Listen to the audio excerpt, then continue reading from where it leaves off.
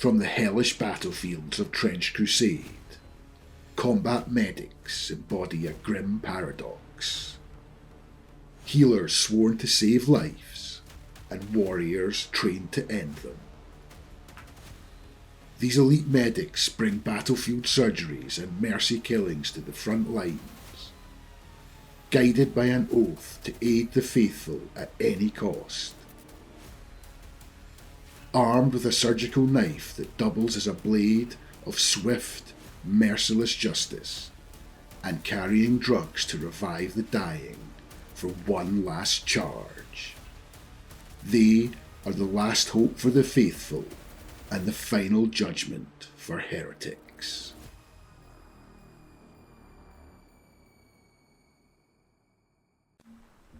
Hi guys, welcome back. Over the past couple of months I've been seeing a lot of videos about this new Kickstarter game, Trench Crusade, and I really liked the aesthetic and the Grimdark looking models, so I decided to back the Kickstarter. But I was way too impatient to wait till next year to get my hands on the models. However, I did manage to find a few of the STLs online, including for my favourite model, which was the medic from the Trench Pilgrims. So that's what I'm going to be painting up today. And the first step to the process, after priming the model in black, is to paint in the main medic's uniform. And to do that, I'm going to be using the Army Painter Warm Greys and Whites triad. To stipple dry brush on the base coat, followed by the highlights.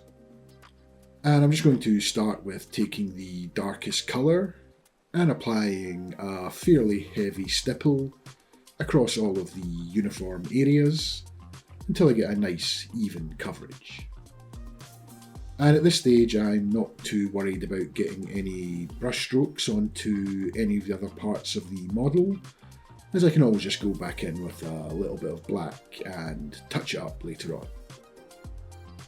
And then once I'm happy with that, I'll move on to the lighter colours, and then just give them a light dry brush across all of the ridges and raised areas, just to give them a quick little highlight.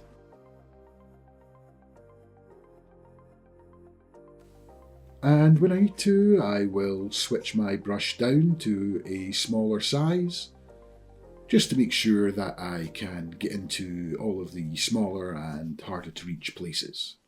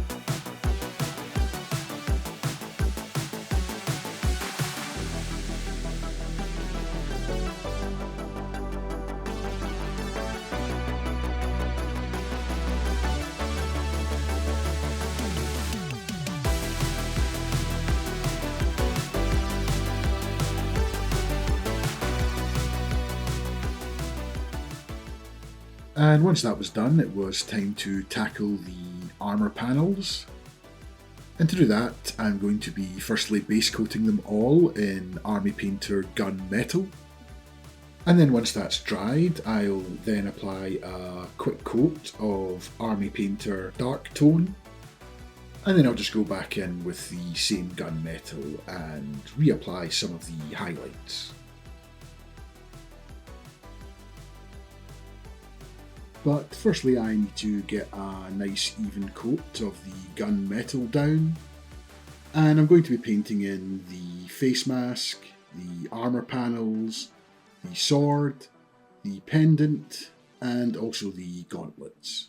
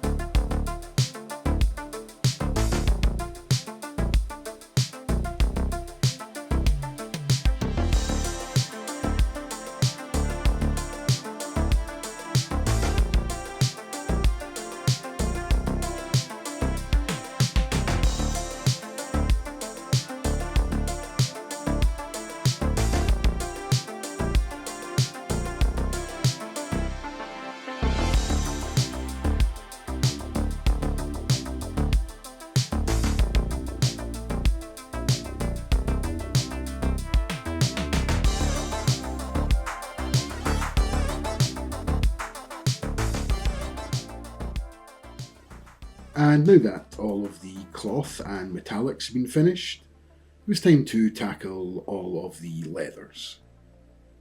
And I did that by firstly base coating all these areas with Army Painter Obsidian Skin, and I'll be using this to paint in the medical bag and all of the straps around the midsection.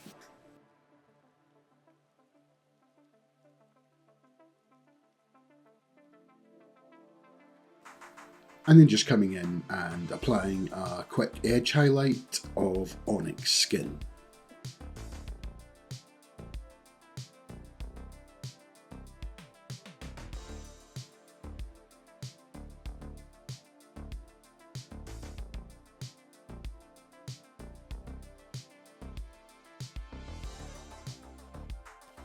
Now it was time to paint in the red trim on the shoulder pads and the inner hood. And to do that I used Army Painter Wyvern Fury, mixed 50-50 with Pro Acryl Dark Magenta.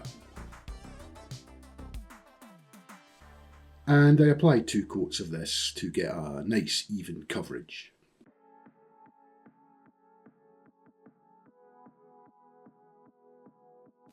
It was then time to use the brightest colour that I used to highlight the cloak, which was the Brain Matter Beige, and use this to paint in the freehand crosses on the shoulder pads. And there's really no easy way around this, as you're either good at freehand or you're not, and in my case I'm absolutely terrible. And with it being on such a small area, and with the left shoulder pad being obscured by the weapon, this was a bit of a nightmare. But I persisted on painting back and forth with the beige and red colours until I got something resembling a cross. And I also used the same red mix to paint in a small red cross on the top of the surgical cap.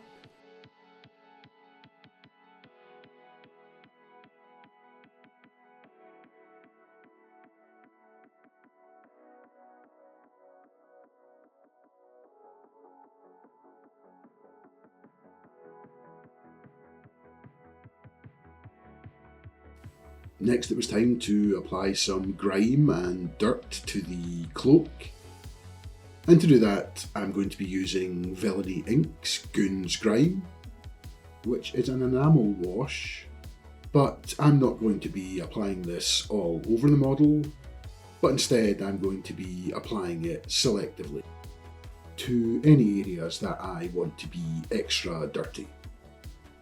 And I'm just going to stipple this on and around the bottom of the cloak,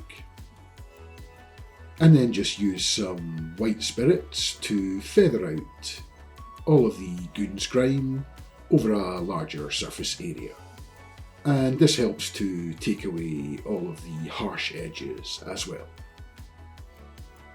And once I have a little bit of the white spirits on the tip of the brush, I'll just perform a dabbing motion on and around all of the goons grime areas, and that'll help feather it out and blend it into the rest of the cloak.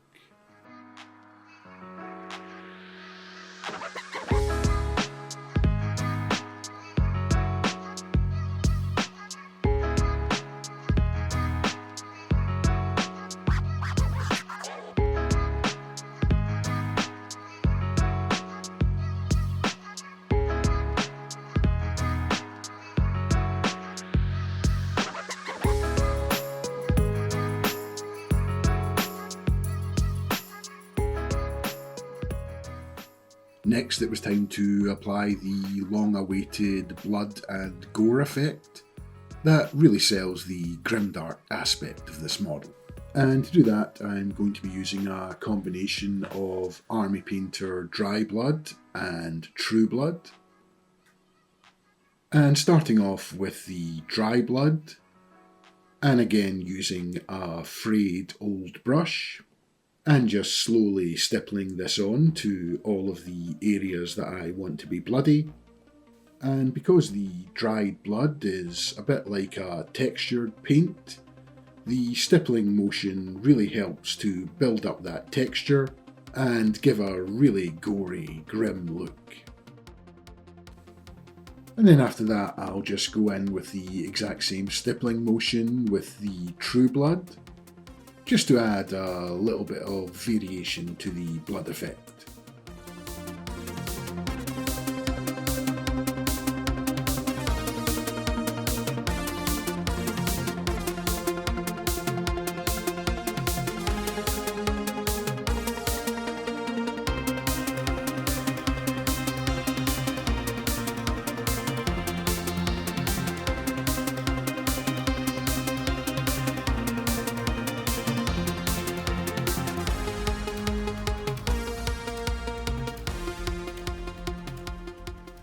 And after that was dry, I then applied the basing.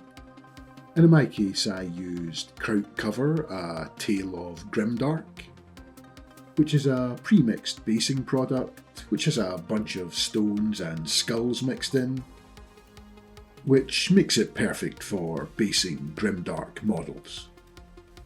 And that's the model pretty much complete. But I decided to go back in with a little bit more goons grime and build up a little bit more of that dirt and grime effect before I finished up. But aside from that, I hope you enjoyed this little bit of a change up in pace with this Grimdark Trench Crusade model. And if you like this video and want to see more Grimdark Trench Crusade painting tutorials, then don't forget to leave a like and a comment down below letting me know which model you want to see next. And I'll see you in the next one.